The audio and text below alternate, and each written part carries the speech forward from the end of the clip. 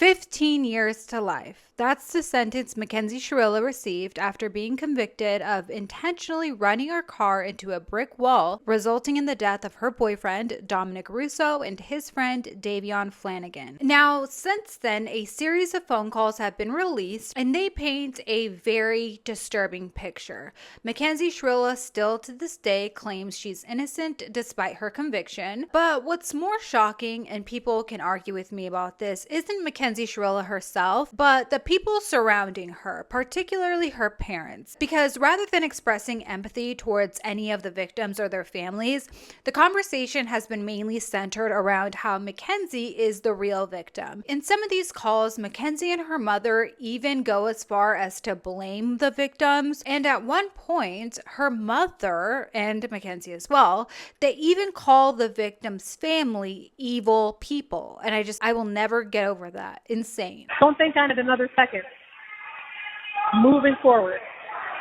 It just bothers me what they said. Like, I just can't believe they would say that. Like, I couldn't even, the military, are you for real? Oh, Mom, that's a lie. That's a lie. Isn't that funny? They were trying to say that so they can make him sound like... Hold on. Wait 1 second. Hold on a second. I'm going to put the phone away so I won't be able to hear you. Hold on. Oh, my God. Wait a minute. Hello? Yes, I'm here. Yes, I think he said that, so, like, the judge is like, oh, he sounds very respectable young man, and so they give me, like... I was like, oh, my God, are you kidding me? That literally, like, made my tears stop when they said that. Like, my tears just got all sucked right back up. I couldn't even believe it. John would be beside his freaking self. Yes. Beside himself. Like, why is Angelo such a fucking liar? Like, what the fuck? Like...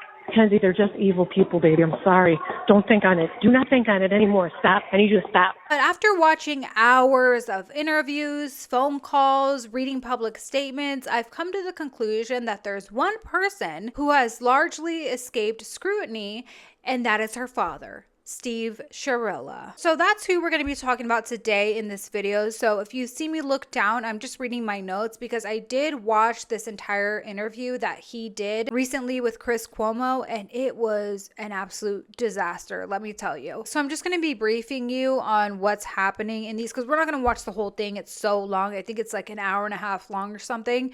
But I'm just going to let you know kind of what's going on in the clips that I'm going to be sharing prior to showing them to you so you have some context. But what's so interesting about this is that neither Mackenzie nor her mother, Natalie, agreed to participate in this interview, yet you can hear Natalie in the background whispering the answers that are being asked by Cuomo. And you can totally hear her in the background, but she doesn't want to show her face on camera. And half the time I'm just like, dude, tell your wife to shut the fuck up. She's not making this look any better she's not doing Mackenzie any favors, first of all. But I mean, everyone already knows that Steve Shirilla is an absolute pansy, but this just further proves like you cannot even do an interview without getting bossed around by your fucking wife. Like, how weak and pathetic are you? You're supposed to be the man of the house, yet it's very obvious that Mackenzie runs the show in this family to the point where she took over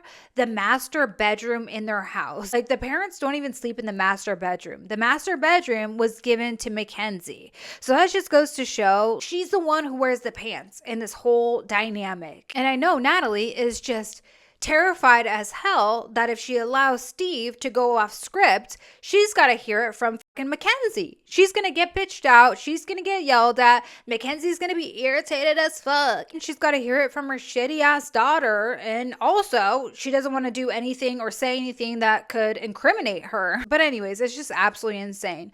But before we get into these clips, I just want to share with you a phone call where Steve Shirilla is on the phone with his daughter, and he says if he had a magic wand, he wouldn't go back and save Davion first, one of the victims. Instead, he would make everyone disappear who has, I guess, spoken out against Mackenzie and what she did. Because now, and even in this interview, he has been complaining that his words have been taken out of context. So I want to play this whole thing for you, context and all, so that you can decide if the out of context excuse holds up. Pause on that. I know it's hard to not feel that way. Like, I'm very weirded the fuck out. Like, I don't, that's just... Hold on. She's in a bad mood. I'm sorry, in a bad mood. I'm just calling I'm not in a bad you. mood. What is, Well, I'm not in a bad mood. Okay. I love you. I love you too, Dad. Like, what the does that have to do with you talking to me? That's weird. I love you. I got in trouble last night or this morning. Why? I got in trouble. By who? Mommy got mad at me.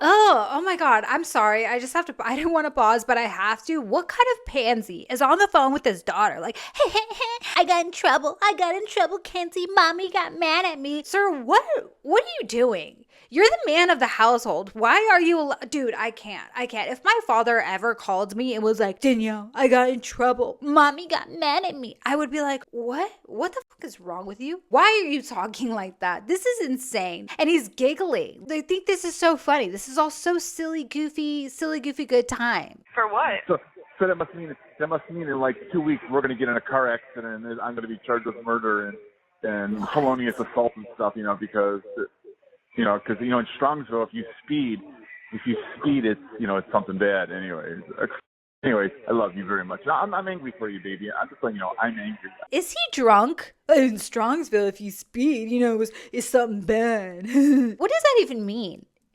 What does that mean? Like, if you speed, you're going to be convicted of murder? What are you talking about, sir? What does that mean? Every waking second that I'm thinking is about you. That's all I'm thinking about. I just want to let you know I love you so much, and I cannot believe you are being put through this. This is. I hope karma comes back and bites everybody that's against you in the ass so hard that they all disappear. That's all I said. And if I had a magic wand, I wouldn't go back and help Davey Ann first. I'd make everybody else disappear. I'd click my fingers and everybody would disappear. That's what I would do. That's how angry I am. They screwed you so bad. Oh, really? Okay, I gotta go. Bye. I love you. I love you, Dad, so much. I'm on your side, 100%, and I know you did this on purpose. I love you, Dad. Okay.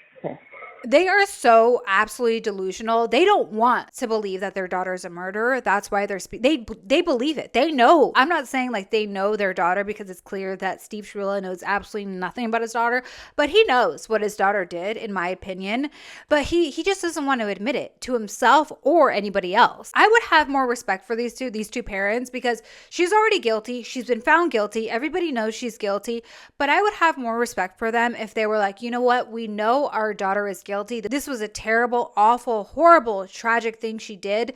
But you know what? We have to stand by our daughter, because that is what we feel is the right thing to do. We have to do this as parents for us to feel better about ourselves, because we know we already failed her once by being awful parents, and we don't want to fail her again. So we're going to stick by her and try to appeal this, whether or not we believe she's innocent. But the fact that they're going along with all of her bullshit, her delusional bullshit, by the way, they're playing along in this ridiculous game, insulting the victims and being downright disrespectful, and not even just insulting the victims, but insulting our intelligence. I just have no respect for this. Like, dude, just stop playing along with her bullshit.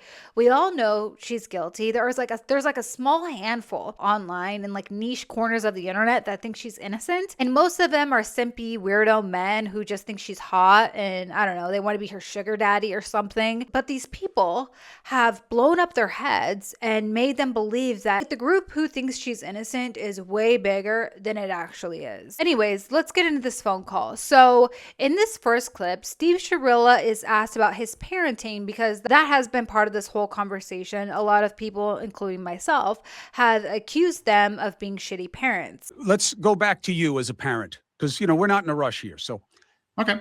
The allegation was, okay, you did it your way. 17-year-old living outside the house with a 20-year-old, unusual. 17-year-old gets in trouble at school, known as a bully. You don't seem to care. Those are the suggestions about her. They sicken you. Why? Because it's not true. She wasn't a bully. She wasn't a bully. She stuck up for herself. She stuck up for her friends. Period. That's it. She wasn't a bully. That is just lies, and it's just it's a lie. I can't even. It's frustrating to hear it, because I can't prove it, and you can't ask her because she's sitting in jail. Well, look, she's welcome to come on whenever she wants. But it's just not true. It's half of a story or part of a story, or it's just not. It's not completely true. Were you aware of what was said in the documentary from the school experiences of how she was described by some people, and where do you think that came from? Shut up, Natalie. Shut up, dude. And by the way, yes, she was a bully. In many interviews by the police, many people have said she was a bully and she had pushed a girl down the stairs. And the witnesses who were there actually thought that Mackenzie killed this girl. There's a lot of instances where Mackenzie was a bully. And I guess allegedly she even kept like a list of people that she didn't like and what she wanted to do to them. Mackenzie, Shrilla, and Dominic Russo had a party at their house and a girl almost died there. The girl's parents and police think she was pushed. No alcohol was in her system. People are thinking that she got pushed. A few months before the crash, Dominic texted Mackenzie, "The girl literally almost died in my house. I feel terrible." Mackenzie said, "They're asking for footage on the camera. I'm not gonna give it." In the latest document release, Mackenzie's Snapchat data shows 3 screenshots she saved in her camera roll. It says, "Ashley told me she's going to be in a medical-induced coma for 2 weeks." Those were words from Kendall's mom. Then it says, "And they'll try to slowly wake her up throughout the 2 weeks, right?" The dad in this conversation says, "Last I heard, she's still in critical condition but stable and no new changes since yesterday." What happened to Kendall at Mackenzie and Dom's house, and why is it trying to be covered up? Another Snapchat message shows Mackenzie saying, "Can you not tell everyone what happened, please?" And it appears that she tries to do damage control. Mackenzie then swipes up on her girl's story and tells her, "Delete this, like, are you okay? I thought you would be better than this, especially since you weren't even there. Not cool." The Snapchat she's mad about says, "I'm so confused. Did she die or not?" SA. If any of you think that party situation is my fault, you can go fuck yourself and leave my story right now. Yeah. Because we let all you underage little fucks inside our beautiful home just to do illegal things. And you want to blame us? Aren't you all the ones that ran out of the house and left and shook her while we called the police and got her there? Was she... Yeah, please go fuck yourself and kill yourself, bitch. Even in prison, people who were in prison with her have said she is a bully. She acts like she's in like fucking Mean Girls in prison, walking around the yard thinking she's Regina George. Multiple people, not just one person or 2 people, many people saying that your daughter is a bully.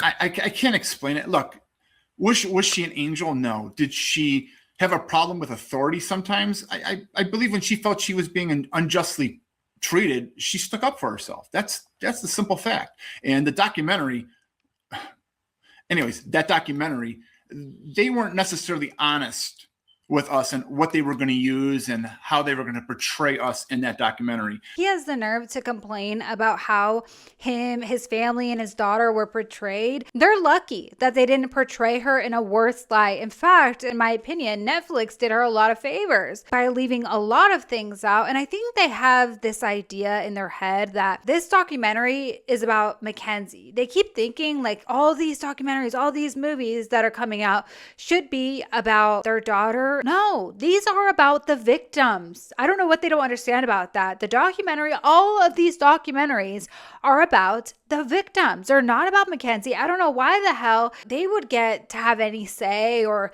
be able to have any say in how this was edited. Why should they? She is in prison for murder. Why should they get any editing control over a documentary that is about the victims? What don't they understand about this? Anyways, okay, so in this next clip, Steve Shirilla is asked about his daughter's drug use, and then he almost slips up and says, "Could I have been a better parent?" But he doesn't. He catches himself and he doesn't finish the sentence, I think, because he knows the answer to that. He knows the answer to that question. And then he goes on to explain how Mackenzie is so out of control, but in the past, we have been repeatedly told what a wonderful kid Mackenzie is. How she's so good, she's so well behaved. They've never had a problem with her. She would never intentionally hurt someone. Yet here, in the same breath, we are being told that she is so out of control that it is impossible for her parents to even manage her behavior. They could never stop her from doing drugs, and nothing they said would have an impact or influence her decision making. The idea of why she was taking so much drugs. This is what you get hammered for in the documentary, where you are like, yeah, I know she smoked a lot of weed. I was okay with it. Do you still not a lot feel of that weed. way? I knew she was smoking weed. I didn't know she was making videos and in the car. That's the stuff I found out after the fact. Do you blame yourself for your daughter's behavior? Do I blame myself? Could I have been a better parent? Could I have advised her better? Sure. Do I think it would have made any difference? I don't know. Why not? I don't have I'm sorry. I don't have a problem with the marijuana use. I'm sorry. I just don't. It's a battle that I would never win. How am I stopping her? Was I going to lock her in her room and never let her out of the room? Yeah. Was I supposed to go with her everywhere she goes? Yeah. Could I took the car away? Yeah. There's just so many factors that had nothing to do with it. I'm judging Steve. I'm not judging you or your wife, but I don't know how much of the audience are parents, but you and I both know, as does your wife, the answer to every suggestion you just made is yes. Mm-hmm. That's what we do. I told you not to drink with your friends. You drank. Now you're not going out. Oh, you did it again. Now you can't drive. Oh, you did it again. Now you're not going anywhere for a week. We have grounded her. And that's why parenting can suck. That's why we're not their friends. I agree. Totally agree. Natalie. Shut up, bitch. My God. I've taken her door off her room. I've taken her phone, all her electronics. I mean, this kid is not unpunished. Okay. Did we dote on our daughter? Yeah. Did I give her what I could? Yes. I gave her things I didn't get when I was a kid. That's just me being a parent. I love my kid. Go ahead. I love that kid. There was not a problem with her until this accident and how it got blown out of proportion and how everything now is so blown out of proportion. It's blown out of proportion, guys. Get over it. Why aren't you over it? Like, she only killed 2 people. Get over it. It's so blown out of proportion. Oh my God. And by the way, he's saying, oh, did we dote on our daughter? No, this is beyond doting. Like I said in the beginning of this video, they gave the master bedroom to their daughter. Mind you, they have 2 daughters. They never mentioned the other one. They only mentioned Mackenzie because, and this was even said in interviews, that Mackenzie is the favorite child. She's the pretty one. She's the smart one. She's their favorite, basically. And she has never gotten in trouble for anything. So this is way beyond doting on their daughter. And the other one, I think her name's Danny, she gets in trouble for everything. They even took the bottom of her bed away, whatever your bed sits on top of, because she was hoarding food.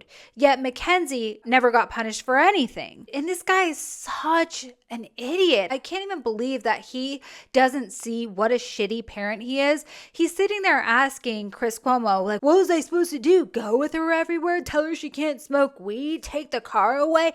Yeah, dude. Yeah, like I told you guys in previous videos, I was not the best kid whatsoever. In fact, I was a terrible kid. I was a little shit. I was nothing like Mackenzie Shirilla, but nonetheless, I was a bad kid. And when my parents found out what I was doing, they took my phone away. They took the door off the hinges. They took my keys away. They didn't let me leave the house for months. I wasn't allowed to leave the house or go anywhere. In fact, when my behavior got bad enough, I was homeschooled. They pulled me out of school. So all this to say, like, you didn't try hard enough. You did not try hard enough if you gave up after taking her door off. Okay, there's so many more things. Like, yes, take the car away. Tell her you cannot leave. You're not fucking going anywhere. You're not going to Dom's house. You're not doing this. You're not doing that because you won't stop drinking and smoking. Hello? I don't understand why they think like they had no say. I mean, I guess their daughter is just that bad, that out of control where she wouldn't listen to anything they said. But then don't in the same breath say that your daughter was such a good kid. You never had a problem with her. She always listened to you. Like, don't say that then because you know it's a lie. And you know she has a fucking bad mouth and she has an attitude problem and she's a bully. Her mom even said so in a recent phone call. Watch your attitude, okay? At all costs, please. I'm just trying to go. Just please watch your attitude at all costs. I will. Please. I mean it, please. I don't want anybody to see you acting like that. Like what? No negative attention, yeah? Like what? I don't even know. I'm just scared about everything. Okay, so this next part is a part that pisses me off more than anything throughout this entire interview, because he cuts off Cuomo to start explaining the EDR, and no surprise, he's so concerned about the memes and what people think and what people are saying. Like, this family, all of them are so concerned about people's perception of them, about what people think of them, of the virality of it all, of the fame of it all. They're just so concerned about how they look and what people think. But then, this is the part that pisses me off. He said that he would gladly give his life for these two boys, when you just heard at the beginning of this video him say that if he had a magic wand and he could go back and save one of the victims, he wouldn't. So now you're saying that you would give your life for one of them? What are you talking about? You're full of shit. You're only saying this because it sounds good. You're only saying this because you're on TV and you're in a podcast. But when you were in private, or thinking you were in private conversation with your daughter, you said the opposite. So shut the fuck up. Don't even say it. Don't even. Oh my God, this pisses me off so bad. I cannot even imagine being in the victim's family and hear something like this, or hear something like this said about my son or my brother, hearing this asshole say he would give his life for them. And then on the phone, he's saying he wouldn't go back and say it. Like, are you okay? Like I keep saying, there's something severely wrong with all of these people. That's the way an EDR works, is that after there's an impact, Nah, dude, you sound insane. Okay, just stop. It keeps only that small window of data. What happened? My understanding of what happened is the car was coming down the road at a good clip. I can't explain the speed. Nobody's going to be able to explain the speed, because nobody alive other than my daughter was in that car, is alive now. Okay, and again, the boy. Let me say this, because I'm going to get nailed for this. Don't worry about the reaction. Worry about the authenticity of the statement. Okay. That's all that you control. I feel for those two boys. I'm heartbroken for both two boys. And if I can give my life, like I've said right from the start, I gladly give my life for those two boys to be here today. Okay. I've never been more torn during an event. How do I feel grief and remorse and pain for the families and for the two boys? How do I do that? And then feel happy for my daughter because she's alive. It's just so ridiculous. Everything's about his daughter, his daughter, his daughter, his daughter. He's only saying this now, obviously, because he's on TV. That's not what he said earlier. Okay, I don't even have the words for this next clip, but I just want you guys to hear this absolute kook and how he freaks out when Cuomo mentions the fact that this is a volatile relationship. He freaks out. Absolutely freaks out. Mind you, this guy has no fucking idea. He is a father. How many times as a teenage girl, this guy obviously knows nothing about his daughter. He's proven that he's proven he can't even control his own daughter, okay? She doesn't listen to a thing he says. She doesn't listen to a thing either of them say. So do you really think Mackenzie would go to her father, or even mother for that matter, and let them know if she was having problems in her relationship or they were going through something? This guy has absolutely no fucking idea what they were going through. Dom's family has said multiple times that Dom was planning on breaking up with her, and I believe this, and I do believe, personally, in my opinion, I believe that that's the reason why she killed him. She snapped. She was so pissed off. She didn't want to lose him, and they even said he had been trying to get away from her for a long time, but her dad, stupid ass dummy dad, refuses to believe it, which is so crazy because, dude, you don't know what was going on in his head. He's not going to tell you, her father, that he's planning on breaking up with your daughter. Hello? And stupid ass Steve is like, they were never breaking up. I would know if Mackenzie was planning on breaking up with him. No, dude, he was planning on breaking up with her. Hello? That's why she killed him. She is the scorned girlfriend. The narrative of the why comes into the relationship between Dom and your daughter and perceived threats, etc. And there were other texts. That's a lie. That's a lie. I'm going to cut you off. Sorry. I got to cut you off. That's a lie. That is a lie. How am I lying? Volatile is not the right word. That is harsh. These kids fought and they broke up and they got back together. That was their MO. They weren't fighting. This wasn't a volatile relationship. They were never, ever going to break up. They were talking about getting married. They were talking about a life. They were buying furniture for that house. They were making a life for themselves. Period. That's it. They weren't. No, look, this has been thrown on me. They were not breaking up, and anyone who says that, sorry, that is untrue. That is a lie, and that is a narrative that the prosecution needed to go to put my daughter in a bad light, to make it seem like she had a thing against this kid. Because if she was going to break up with this kid, she would have told my wife, and that never happened. He was going to break up with her, you dummy, you dumb. We've seen the messages, okay? We've heard the recordings. We've heard everything. We know this was a volatile relationship. I don't know why he's trying to deny this right now. It's such a weird hill to die on, but how the fuck do you know, dude? How do you know that he didn't want to break up with her? You don't. So what are you even doing here? What are we doing? Okay, Steve, I'm telling you what the prosecution's case was. The prosecution's case is based on lies. And all right, narrative. That's your opinion. What I'm saying is that's what the trial is for. I think it's a fact. I think it's fact because you can't get. Well, if it were a fact, you got to remember, I'm a lawyer, right? Yeah, if it were a fact that they lied, then she would not be in prison. So it is your opinion that they lied. Unless there's a fix or a conspiracy with Nancy Margaret Russo, who shares the same last name as but they're not related. Steve, they're not related. They're not blood related. There's a relationship. My understanding is that Christine Russo is in her court all the time. They have a working relationship. The Russo family's big. This is a fix. Do you have any proof that they knew each other? I have as much proof that it's a fix and that the judge is dirty or incompetent as they do that my daughter did this with purpose. All I have to do is say it, so it's true, right? That's what the prosecution did. Well, they did.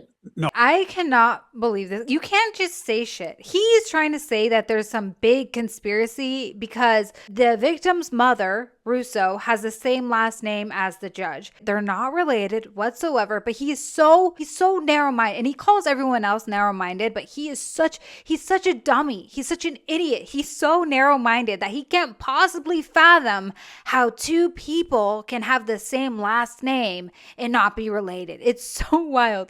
And then he's acting like, they're the fucking Kennedys or something. Like there's some big, powerful family that run dude, when the cops showed up to Dominic's house or Dominic's mom's house to give her the news that her son tragically passed away, you could see her house, dude. You could see where she lived. It's like a tiny little house. They're acting like she lives in some big mansion. She's powerful. She has all this money, these connections. She's like part of the elite or something. She's like a Kennedy. Dude, this is like a regular family. Just an average American family. Okay, they're not like rich, powerful people. You could see it on the body cam when they showed up to her house. Okay, so this guy, this interview just gets kookier and kookier. This guy is an absolute ding-dong, okay? Because he starts listing off all the injuries that Mackenzie suffered with, acting like she didn't just kill two people, acting like there are two mothers who will never be able to see their sons ever again.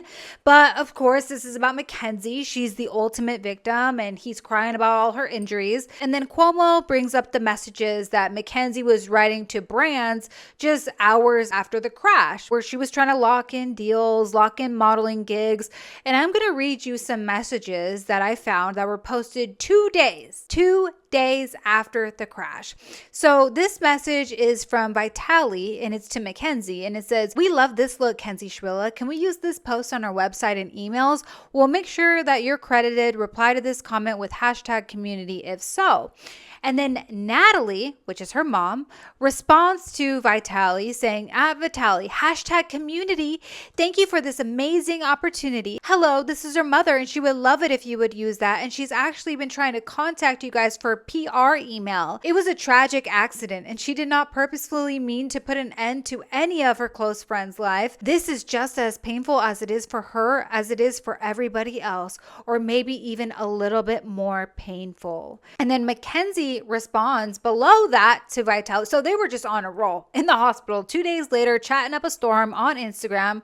So insane. So Mackenzie says at Vitali, #community. Thank you for the comment. I would love to work with you guys. I've been emailing you guys a lot. Such a great opportunity. Thank you. So does that sound like somebody who is so distraught, so remorseful, who just accidentally put an end to her boyfriend's life and his friend's life and has so much remorse, is just sitting there like, oh my God, I can't even believe this, just going through it, right? Or does this sound like somebody who's just trying to get this over with, get out of the hospital, move on with their life, and get more opportunities? Because that's what it sounds like to me. This is 2 days later, okay? Not only is she responding to this brand, but so is Natalie. So fucking weird, okay? So I wanted to read that to you guys because it gets brought up here, and I want you guys to know the context, because Steve Shrilla is big on context. He doesn't like to be taken out of context. So I want you guys to know what was said and when. 2 days later, okay? I can't stress that enough. 2 days later. Nobody was in the car. You weren't in the car. I wasn't in the car. I'm not saying this, and this. What I'm saying is something happened in that car prior to 4.74 seconds. Remember, and I don't know the reason you don't know is because your daughter says she doesn't recall. Well, that's why we don't know. That's why we have to piece it together. Because the only person who can tell the story says there's nothing to say. So I should go tell my daughter, hey, just remember something, and say Dominic Russo and Davian Flanagan. I'm not telling you to do that. I'm not telling you to do that. Saying. I'm hypothetically speaking here. So nobody believes my daughter. She had a femur broken. She had a fibula broken. She had broken ribs. She had lacerated spleen, liver. Both carotid arteries are damaged. She had bruises all over her face. I don't know how this kid survived. She got hit in the head. You can forget. She got hit in the head. And whose fault is that? Whose fault is that? Maybe don't run into a fucking wall. And did you guys hear how he was like, what do you want her to say? You want her to say Dominic and Davion attacked me. That is who these people are, okay? That is how evil they are, and that's the shit that they think of. That's the shit that goes through their head, okay? Mark my words. I wouldn't be surprised if by the time her appeal comes up, if she all of a sudden is like, oh my God, I remember everything. I got hypnotized and I remember everything so clearly now. They attacked me. That's the kind of people they are. Okay. They are evil through and through. I know they like to call everyone else evil, but they are actually evil, because how the hell are you even going to say something like that, dude? And now I bet you anything, he has given Mackenzie some ideas, and she's going to all of a sudden magically remember. I don't get the reasoning. Oh, it's convenient that she forgot. Well, that's the truth. I would think if my daughter meant to kill this kid prior to that accident, she would want to kill him now. What? He's already dead. He hasn't shown any of that. For 3 months, I watched my kid cry herself to sleep, all beat up in bed, watching videos and music and pictures of this kid. First of all, he has a name. Okay, stop calling him this kid. Second of all, he's dead. Of course she's going to do that. Of course she's going to act. Hello, that's part of acting like an accident. That's part of her whole shtick. That's the whole reason why she's saying she doesn't remember and this was an accident. She loved him so much, blah, blah.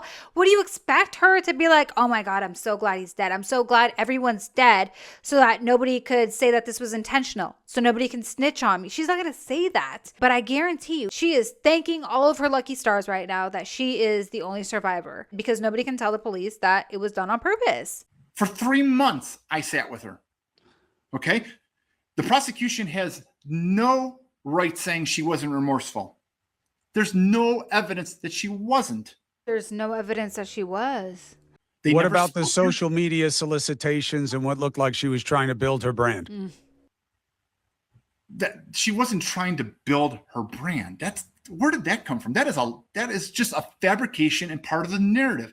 She went to Steve, I'm just pointing out what they said she was doing on social media and the DMs that they showed. What DMs exactly did they show? The DMs of her talking to different brands. Thank you for contacting me. I'm excited to work with you. Oh, okay. She was in the process of becoming a model. So she was working with people. Okay. She wasn't trying to build her brand. She was in the process of becoming a model. And a couple of days after, she was supposed to do something with the modeling. And hold on. Shut up, Natalie. That was something about a collaboration that was prior to the accident. That was something that was involved prior. It wasn't okay. That some of that's taken out of context. No, of course. It's blown out of proportion. What is she supposed to dig a box or dig a hole and just hide in the hole the rest of her life after this? No, but it was right after. Well, what does that mean? So she's not allowed to live? She's lucky to be alive. I'm not judging it, Steve. I'm telling you what is out there. I don't care. Listen, I don't is care. Used for the narrative and giving you a chance to explain it or contest it. But that's the job. But it's not true. It's not completely true. I don't know whether or not it's true. I only know what was said. I'm asking you why it was said and what it means and why it is an indicative that she had a nonchalance right after this. It's not nonchalance. It's life. It's life. 3 months later, okay, being that the police and the courts never took her license away, never. He finally told Natalie to shh. Now he's getting heated. Never. I've never heard him do that. But dude, what do you mean months later? This was 2 days later. He's trying to oh my God, I hate people who try to confuse and muddy the waters and make it seem like it's not a lie. Okay. I just read it to you. I read you exactly what was said. And in fact, I believe there were other messages as well that were written right after the crash. Never charged her with any car. She had a job interview. So we let her drive 3 months after this thing. Okay. So we let her go to the interview, which she got the job. Because what, is she supposed to not do anything the rest of her life over this? Is she supposed to just turn away and shut up and never do a word?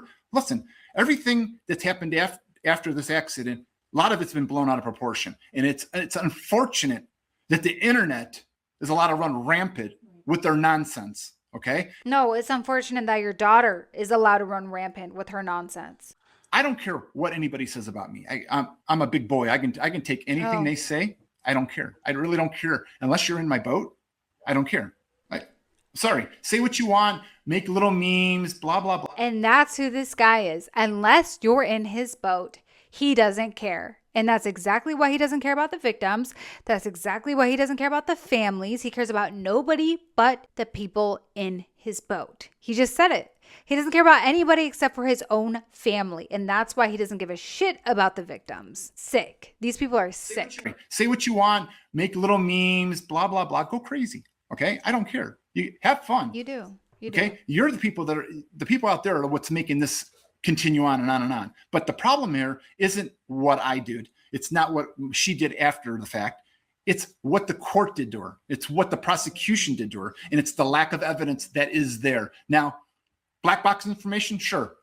If you got the car did this, the car did it, put the car in jail. But you have no evidence of why. Like I said, him, his daughter, and the wife, they want to blame anybody except for themselves and their daughter. Like he just finished saying, it's not them, it's not their parenting, it's not Mackenzie. The problem is the court. The problem is not Mackenzie and what she did.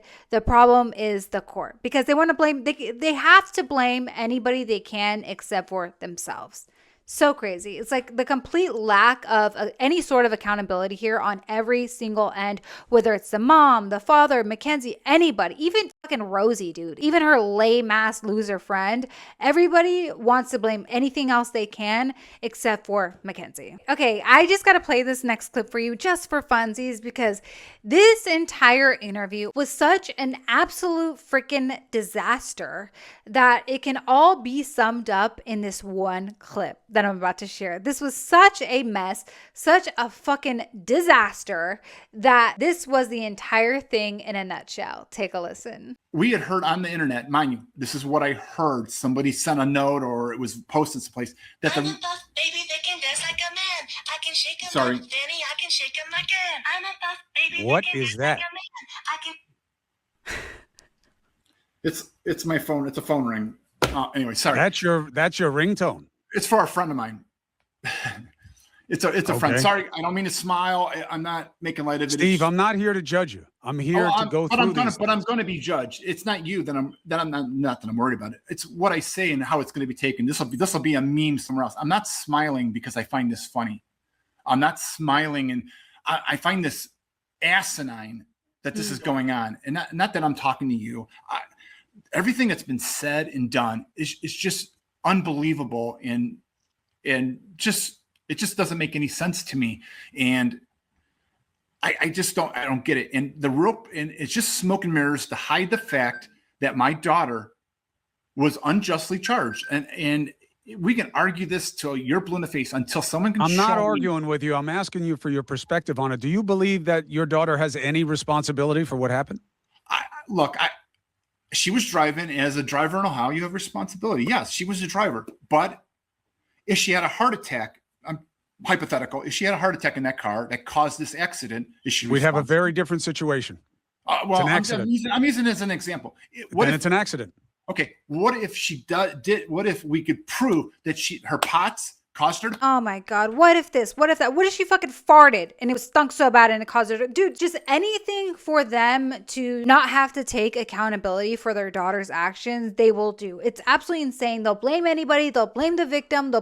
He even went as far as to say, like, she could say that Davion and Dominic attacked her. What is wrong with you, dude? They blame the victim's family. He even said in another interview where he was wearing like a prison jumpsuit or something, he said that if it was only Davion in the car and he was the only one that died that night, then his daughter wouldn't be in prison. The only reason she's in prison is because Dominic Russo was in there, and apparently he's a fucking Kennedy or something and comes from like the most powerful family in America. It's just insane, dude. This is a political family, you know, and I apologize to the Flanagan family right now. If it was just Davion in the car, she wouldn't be in jail.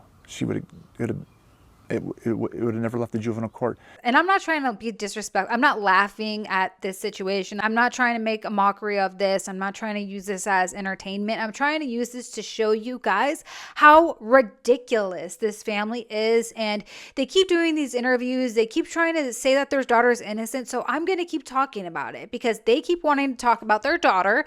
And I'm going to keep spreading the news about just how awful she is. And they are, in fact, the whole family. Anyways, this interview did her absolutely no favors whatsoever. I used to think that Mackenzie's mom was like the absolute worst. I used to think that Mackenzie was the way she is now because of her mom. But after watching this interview, she is just like her father. They are both one in the same. He is so evil. She gets her evilness from him. And I think she just gets her like idiotic, dingbat, dumbass behavior from Natalie, because we all know Natalie is just like a complete fucking idiot. She has no brain cells left, but her and her mom are like two peas in a pod that way.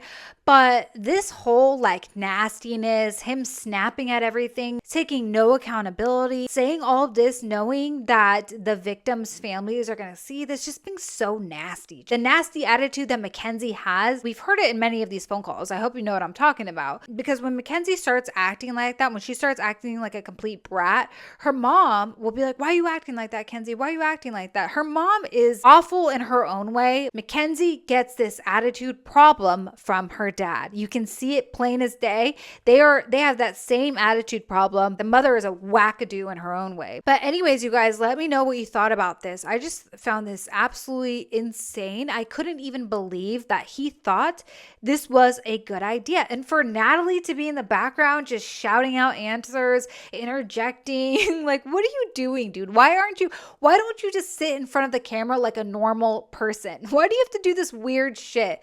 Like screaming in the background, doing it like it's just a fucking complete absolute shit show. Why do they have to do this weird shit?